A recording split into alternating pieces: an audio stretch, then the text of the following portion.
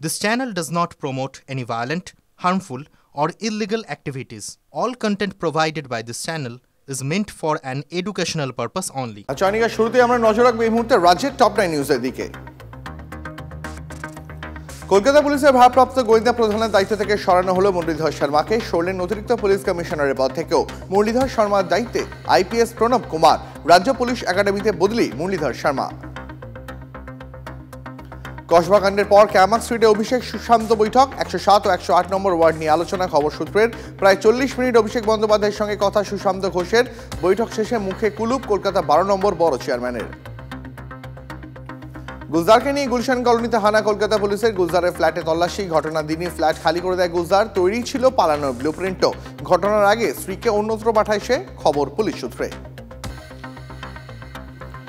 প্রধানমন্ত্রীকে চিঠি চিকিৎসক শান্তনু সেনের। হাসপাতালে ভাঙচুর রুখতে দ্রুত কড়া আইন আনার আবেদন। আইন আনা সম্ভব নয় জানায় কেন্দ্রের টাস্ক ফোর্স। এরপরেই প্রধানমন্ত্রীকে আইএম এর তরফে চিঠি শান্তনুর। মন্দারমণি নিয়ে দ্রুতই বৈঠকে বসবে রাজ্য। মুখ্যমন্ত্রীর নির্দেশের পর অংশীদারদের সঙ্গে সমন্বয় সাধনে কাজ শুরু মুখ্য সচিব মনোজ পান্থের। শীঘ্রই বৈঠকে দিনক্ষণ জানাবে রাজ্য। পূর্ব মেদিনীপুরের জেলা শাসক পূর্ণেন্দু মাঝিকেও উপস্থিত থাকতে বলা হবে, খবর সূত্রের। পুলিশের জালে শ্রীরামপুরে কুখ্যাত দুষ্কৃতী রঞ্জিত সিং ওরফে কেলো। রাজ্য জুড়ে বিশেষ অভিযান পুলিশের। বুধবার বৈদ্যবাটির দীর্ঘাঙ্গী মোড় থেকে গ্রেপ্তার রঞ্জিত। ধৃতের কাছ থেকে পাইপগান এবং তাজা কার্তুজ উদ্ধার। বিডিওকে অফিসে আটকে বাইরে থেকে তালা। ভিআরপি কর্মীদের বিক্ষোভে তুলকালা মিনা খায়। ন্যায্য পারিশ্রমিক কেটে নেওয়ার অভিযোগ। বিডিও অফিসের গেট আটকে বিক্ষোভ শতাধিক ভিআরপি কর্মীর। ডাউন কাটিয়ার এক্সপ্রেসের তবলা বাদকের রক্তাক্ত দেহ উদ্ধার। প্রতিবন্ধী কামরায় মিলল বালির বাসিন্দা সৌমিত্র চ্যাটার্জির দেহ। শরীরে একাধিক আঘাতের চিহ্ন। হাওড়া স্টেশনের ট্রেনে বাংকার থেকে চাদর চাপা দেহ উদ্ধার। শতপ্রণোদিত মামলা রুজু হাওড়া পুলিশের। আবাসের তালিকায় গড়মিলের অভিযোগ। এবার ঘটনাস্থল কালনার নতুন গ্রাম, আশ্রমপাড়া ও ঘুঘুডাঙ্গা। আবাস তালিকা থেকে যোগ্য প্রাপকদের নাম বাদ দেওয়ার অভিযোগ। বিডিওর কাছে ডেপুটেশন গ্রামবাসীদের। রাজ্যের টপ 9 এর পাশাপাশি চোখ রাখা যাক দেশের টপ 9 এ। লাগাতার হিংসায় বিধ্বস্ত মণিপুর। 7 জেলায় আরো 3 দিনের জন্য বন্ধ ইন্টারনেট পরিষেবা। অপ্রীতিকর পরিস্থিতি এড়াতে শনিবার পর্যন্ত বন্ধ স্কুল কলেজ। ওষুধ, খাবার সহ অত্যাবশ্যকীয় জিনিস কেনাকাটায় কিছুটা ছাড়। ইম্ফল সহ 4 জেলায় ভোর 5টা থেকে 7 ঘন্টার জন্য কারফিউ শিথিল। বন্দুক গুছিয়ে ভোটারদের দিকে তেড়ে যাচ্ছেন পুলিশ কর্মী। ভিডিও শেয়ার করে নির্বাচন কমিশনের হস্তক্ষেপ চাইলেন সমাজবাদী পার্টি সভাপতি অখিলেশ যাদব। কাকরৌলি ও ইব্রাহিমপুরের এসএইচওদের সাসপেন্ড করার দাবি। পাল্টা সমাজবাদী পার্টির বিরুদ্ধে গুন্ডামির অভিযোগ বিজেপিরও। মহারাষ্ট্র ছাড়িয়ে বিটকয়েন দুর্নীতির জাল ছত্তিশগড়ে। প্রায় 6,600 কোটি টাকা দুর্নীতির তদন্তের ইডি সিবিআই। মূল অভিযুক্ত অজয় ভরদ্বাজের বিরুদ্ধে এফআইআর। অপর অভিযুক্ত গৌরব মেহতার রায়পুরের বাড়িতে ইডি তল্লাশি। বিটকয়েন কাণ্ডে অস্বস্তি মহারাষ্ট্রের বিরোধী শিবিরে। গত 11 মাসে প্রায় 200 জন মাওবাদীকে নিকেশ করেছে নিরাপত্তা বাহিনী। কেন্দ্রীয় স্বরাষ্ট্রমন্ত্রীর সঙ্গে বৈঠক শেষে দাবি ছত্তিশগড়ের মুখ্যমন্ত্রী বিষ্ণু দেও সাইয়ের। মাওবাদী সমস্যায় কেন্দ্র চিন্তিত। মাওবাদী সমান দমনে কড়া সরকার, দাবি ছত্তিশগড়ের মুখ্যমন্ত্রীর। আবগারি দুর্নীতি মামলায় দিল্লি হাইকোর্টে অরবিন্দ কেজরিওয়াল। তছরূপ তদন্তে কেজরিকে সমন পাঠিয়েছিল নিম্ন আদালত। সমনকে চ্যালেঞ্জ করে হাইকোর্টের দ্বারস্থ দিল্লির প্রাক্তন মুখ্যমন্ত্রী। শতপ্রণোদিত সমন পাঠাতে পারে না নিম্ন আদালত, সওয়াল কেজরিওয়ালের। কটাক্ষ বিজেপির।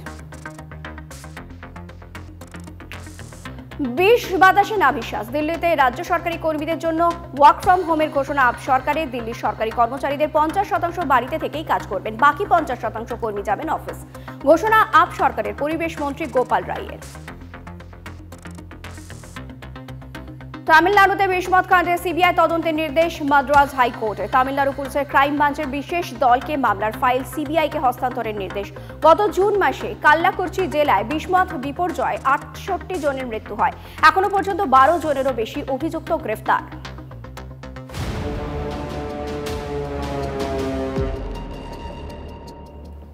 আর এবার নজর রাখবো বিস্তারিত খবরের দিকে। দেখুন, রাজ্য জুড়ে হেভিওয়েট পলিটিশিয়ানরা তারা একে একে রাজ্য পুলিশের সমালোচনা করছেন। কখনো সৌগত রায়, কখনো ফিরাদ হাকিম তো আলটিমেটামও দিয়ে দিয়েছিলেন।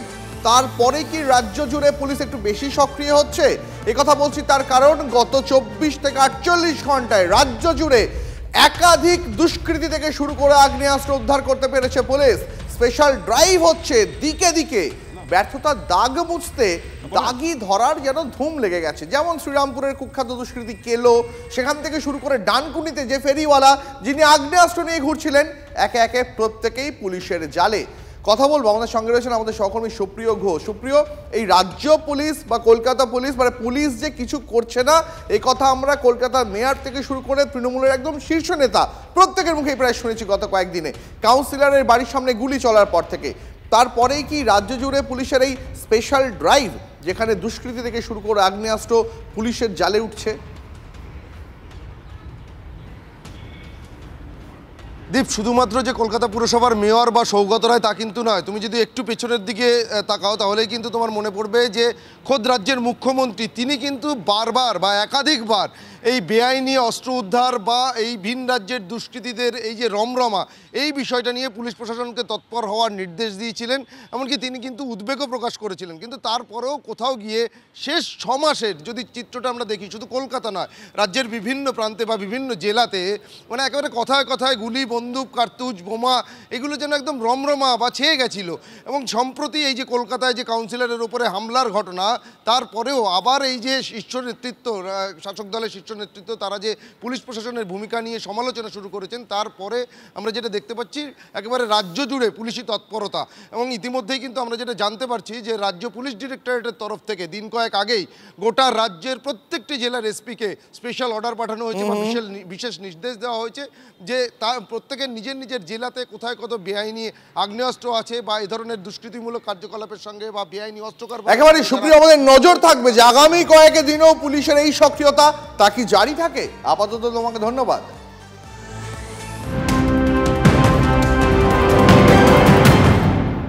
আর এদিকে ট্যাব জালিয়াতি কাণ্ডে উত্তর দিনাজপুর থেকে গ্রেপ্তার আরো এক। ইসলামপুরের খোঁচাবাড়ি এলাকা থেকে আরো এক অভিযুক্তকে গ্রেপ্তার করলো বনগাঁ থানা পুলিশ।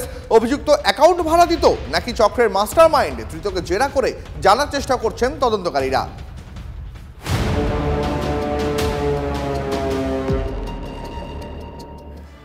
আর এবার চোখ রাখা যাক ঘাটালের খবরের দিকে। তার কারণ সকাল থেকে যে খবর আপনাদের সামনে আমরা তুলে ধরেছি তা হচ্ছে ঘাটালের শাসকের অন্দরে এবার দ্বন্দ্ব প্রকাশ্যে চলে এলো। যদিও এই ঘটনা নতুন নয়, বিভিন্ন জায়গায় একই ঘটনা বারবার ঘটছে। ঘাটাল উৎসব ও শিশু মেলার কমিটিতে নাকি নাম নেই সাংসদ দেবের, জানিয়ে চরমে বিতর্ক। জানা যাচ্ছে দেবের উপস্থিতিতে এই মেলার প্রস্তুতি সভা হওয়ার কথা ছিল। তার আগেই তড়ি ঘড়ি ঘাটালের প্রাক্তন তৃণমূল বিধায়ক শঙ্কর দলুইয়ের ডাকে অরবিন্দ স্টেডিয়ামে এই মিটিং হয়। বৈঠকে সাংসদের কোনো প্রতিনিধিকে ডাকা হয়নি, এরকম অভিযোগও উঠছে। আগেও এই মেলা কমিটিতে ছিলেন দেব, কিন্তু এবছর তাকে রাখা হলো না। কমিটিতে রাখা হয়নি ঘাটালের মহকুমা শাসক সুমন বিশ্বাসকেও। যদিও মেলা কমিটির নবনির্বাচিত সম্পাদক শঙ্কর দলুইয়ের দাবি, দেবের সঙ্গে কথা বলি এই বৈঠক করা হয়েছে।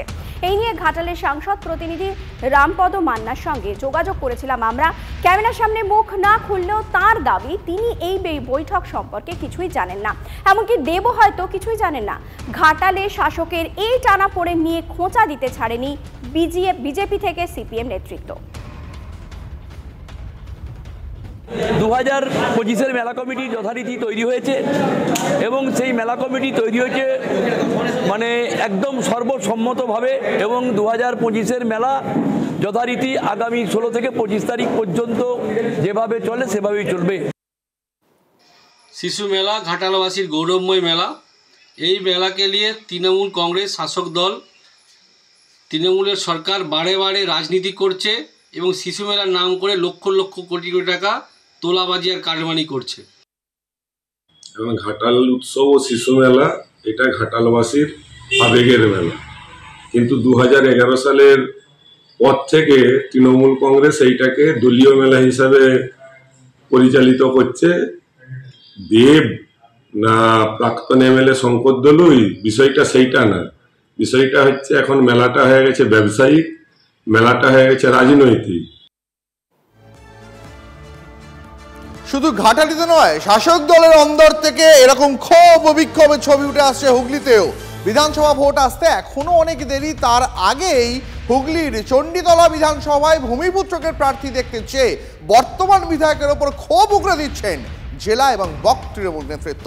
চণ্ডীতলা তৃণমূল বিধায়ক সাথী খন্দকারকে বহিরাগত বলে তকমা সাঁটিয়ে দেওয়া হলো। গত 3 বারের বিধায়কের বিরুদ্ধে উন্নয়নমূলক কোনো কাজ না করার অভিযোগ তুলছেন স্থানীয় তৃণমূল নেতৃত্ব। আর এই নিয়ে শুরু হয়েছে জোর রাজনৈতিক চর্চা। এই নিয়ে কটাক্ষ করতে ছাড়ছে না বিরোধীরাও।